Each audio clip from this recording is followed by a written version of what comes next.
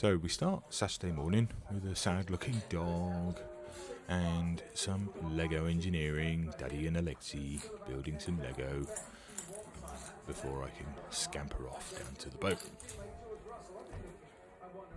Be a good boy. Okay. So I find this bit particularly hard. I'm not good away from the family. I don't like leaving them on their own, and I don't like being on my own. But needs must in this case. We've got to get the work done because the boat's going in the water very soon. And let's be honest, look at that face.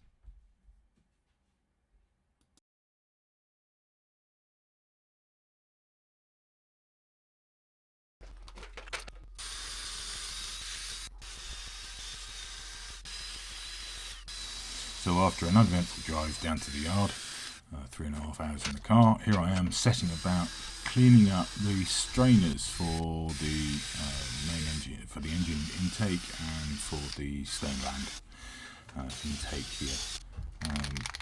They were just gummed up with multiple layers of antifouling, so I thought I'd better get them nice and clean. And next comes a bit of primer. I'm using a zinc galvanizing spray here. I know it's not strictly the right thing, but it's a high zinc content and it makes a good bond, like an etch primer, so that the antifouling will stick nicely and it goes on easily and it dries very quickly, so it's very, very useful. I've used it before with great success, never get lumps of it come off.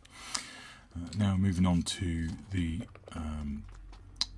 getting the anode off. Now I've changed to an aluminium anode this year. The thing I was interested in here is how the condition of the studs, because the surveyor had said they needed looking. So you can see I'm having a bit of a clean up, trying to get the nuts off.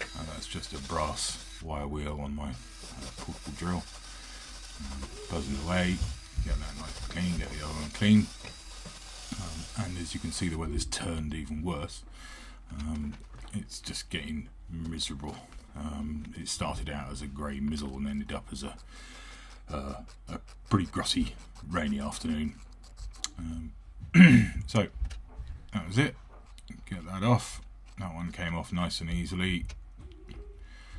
Next one we had a little bit of trouble with, and having a closer inspection later, the thread was slightly twisted. Obviously somebody had whacked it with a hammer or something like that, but nothing a bit of brute force couldn't fix. So okay, dug her out and give it a quick blast. Also, the good thing with that is I had a set of studs in my bag, and that just proved they were good and strong, because we were putting some fairly excessive torque on that to get that nut off. So that was it, job done. And there we are. That's the McDuff aluminium anode. I don't know why I've always bought MC Duff or McDuff or MG Duff anodes, but it seems to be the only ones you buy. And fitting is the reverse of removal. 2 nuts and anti-vibration washers. Do them up nice and tight. When if you use your Agger Dugger, always do a manual check afterwards, which you'll see me do. And that's it. Anode's done. Job finished.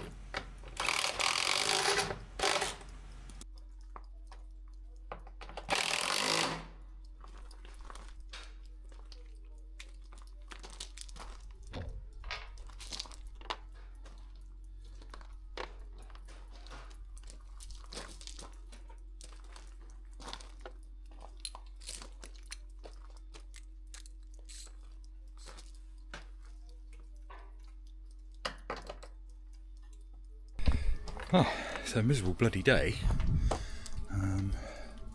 but we've managed to get 2 coats of antifouling on, or the second coat of antifouling on. Just got a few little bits to do around that strap there, so I'll take that off tomorrow. And I've got a little bit around the top to do because it's mizzly and wet, and the very top is getting wet from the mizzle, mist, rain, whatever. But the rest of it's all been fine. The other things, done the anode,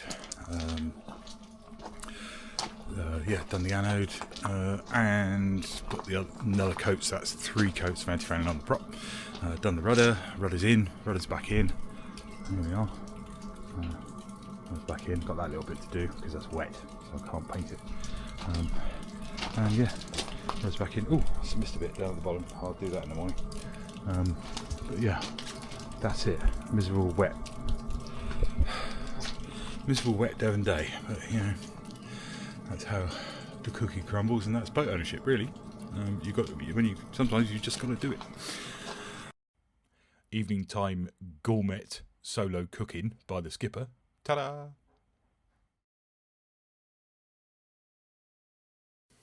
So day 2, tackling the gunge. I'll let you watch this and bring in a bit of music.